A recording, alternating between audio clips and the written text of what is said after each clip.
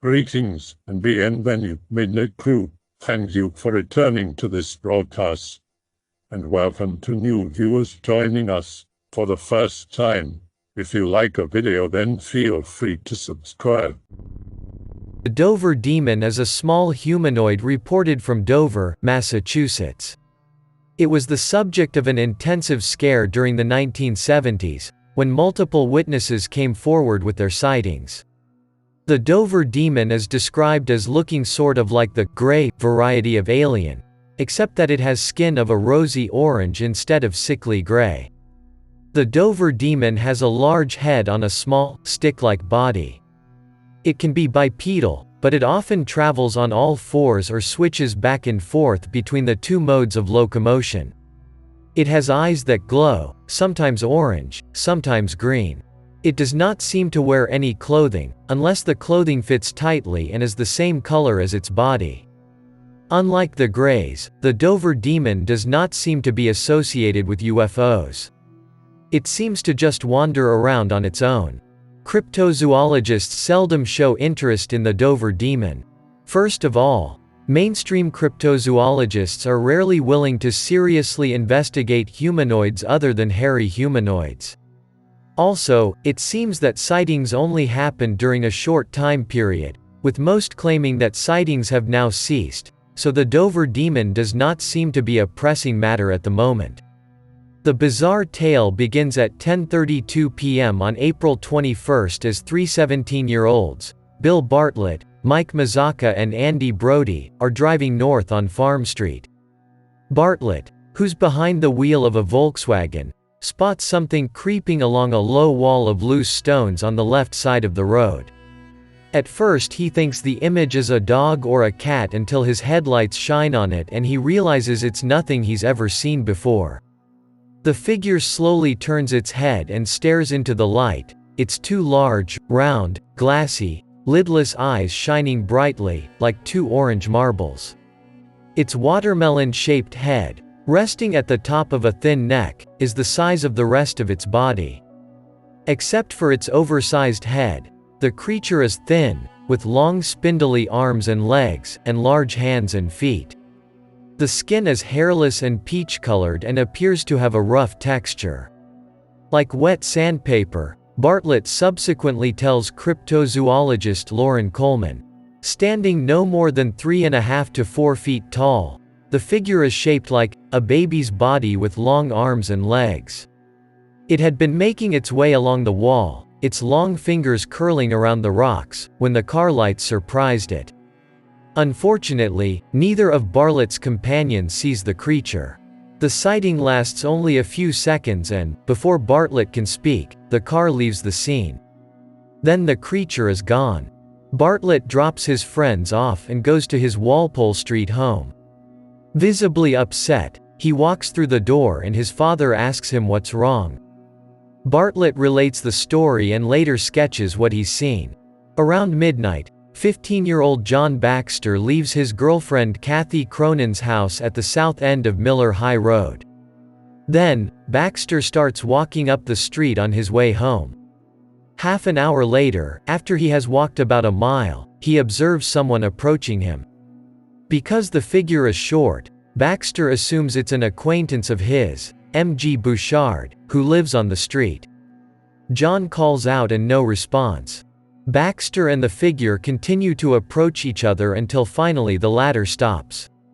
Baxter then halts as well and asks, "Who is that?" The sky is dark and overcast and he can only see a shadowy form. Trying to get a better look, Baxter takes one step forward and the figure scurries off to the left, running down a shallow wooded gully and up the opposite bank. As the figure runs, Baxter hears its footsteps on the dry leaves. He follows the figure down the slope, then stops and looks across the gully. There, he sees the creature, standing in silhouette about 30 feet away, its feet, molded, around the top of a rock several feet from a tree. The creature's body reminds Baxter of a monkey's, except for its dark, figure-8, shaped head. Its eyes, two lighter spots in the middle of the head, are looking straight at Baxter, who after a few minutes begins to feel uneasy. Realizing he has never seen such a creature before and fearing what it might do next, he backs carefully up the slope, his heart pounding. He then walks very fast down the road to the intersection at Farm Street. There, a couple passing in a car pick him up and drove him home. Grandparents lived in a really rural area. Used to stay with them all the time growing up. Grandma told me a story about these wild people that lived in the woods near of the area. Said they often came in close to the house to steal food. She lived a few miles up the road on another farm when she was little. On time they came in and killed 3 chickens out of their chicken coop. Her dad and brother stayed outside to guard the coop the following night. Her dad shot one of the creatures. She didn't see it, but he said it was small, gray, hairless, and smelled horrible. They were worried the smell would attract others. Decided to burn it. She remembered her brother running over to the house and getting her younger brothers out of bed to help them gather wood for a fire. She woke up too and remembered sitting at a window watching the fire across the stream. Her dad made all of the kids and her mom go inside as soon as it started to get dark from then on, fearing retaliation. Her oldest brother said a group of them followed him home one day he was out hunting. Shot at several of them when they began throwing rocks. Fear stuck with Grandma until adulthood. Grandma grew up and married Grandpa. They moved a few miles to a large piece of land Grandpa bought from his great-uncle. Never let my mom, aunts or uncles out after dark. Told them the story a few times. They never really believe her. Mom is 17. Got a job in town working at a movie theater. Summer was really harsh and dry. Very few puddles of standing water in the stream. She is coming home around 1 a.m. Headlights catch a mass of gray down in the stream bed. As she gets closer, 3 humanoid creatures scatter. She's not sure what they are, but they ran on all 4s like an animal. She hoped she just mistook a group of dogs or something. Never told Grandma to not worry her. Only told me after I saw them. 30-some years later, husband and I go to my grandparents' old farm. The house burnt down several years after they moved. We are just up there for a hike.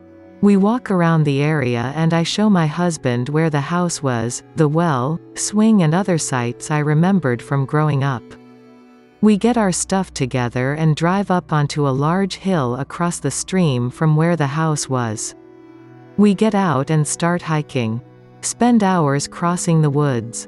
We're in deep. Start to notice food wrappers. More garbage as we walked further. Get a whiff of something rank. Smells like dead things. Look around. Notice bones and what looks like drag trails. Instant wave of fear. Want to leave. Husband wants to look around more. I tell him I'm not going any further. He tells me to wait for him. Wanders off. A few minutes after he disappears, I start getting really uneasy. Hear movement all around me. Yell for my husband. Looking in the direction he went. Shaking with fear. Suddenly a rush of movement behind me. Get tugged backwards by my backpack. Trip backwards. Pulled a few feet before I struggle free. Turn around just in time to see a gray figure run behind some rocks. Stand up and start to run the direction my husband went.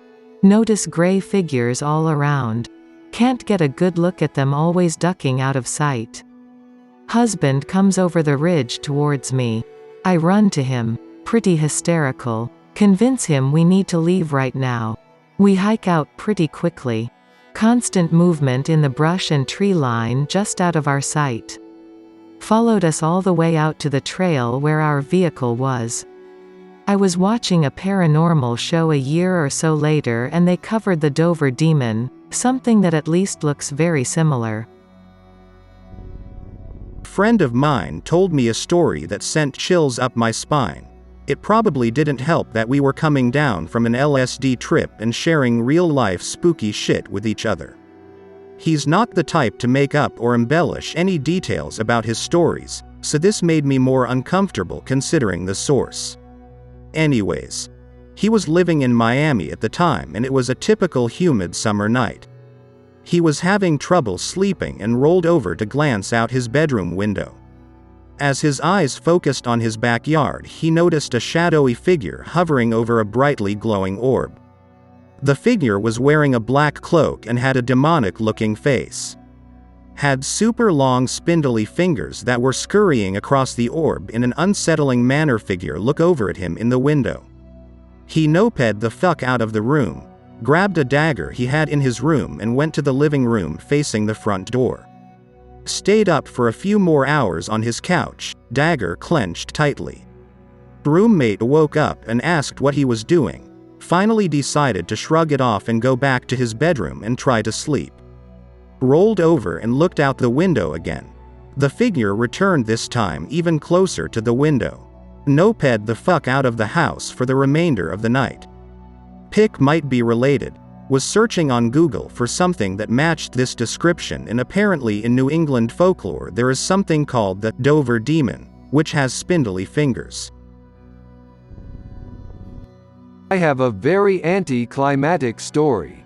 Go on school camping trip when I was 15 during 2016 or about that time, I forget.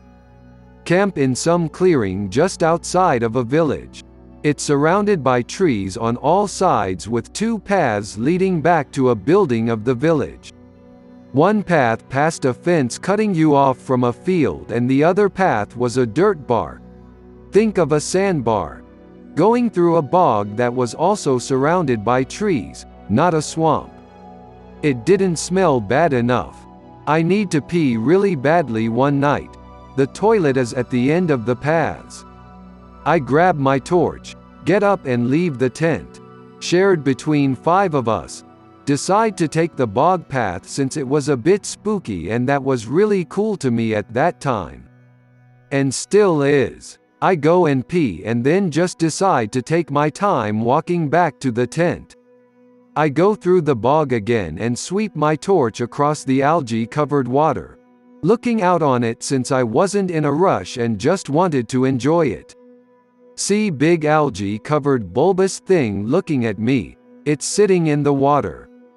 I see it's covered in algae except for 2 big black dots that reflected the torch at me.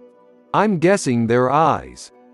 I think it blinked at me because the eyes vanished for a second and then reappeared. Shuffle off back to tent and just lay in sleeping bag all night, scared.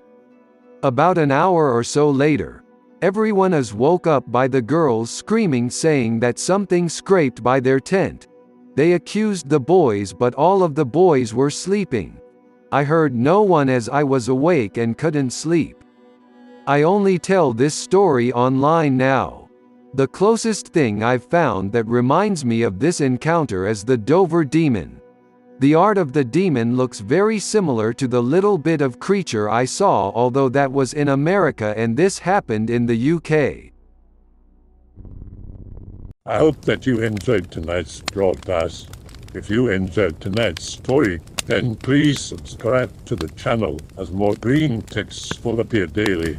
A new broadcast will appear when the clock strikes midnight Central Time.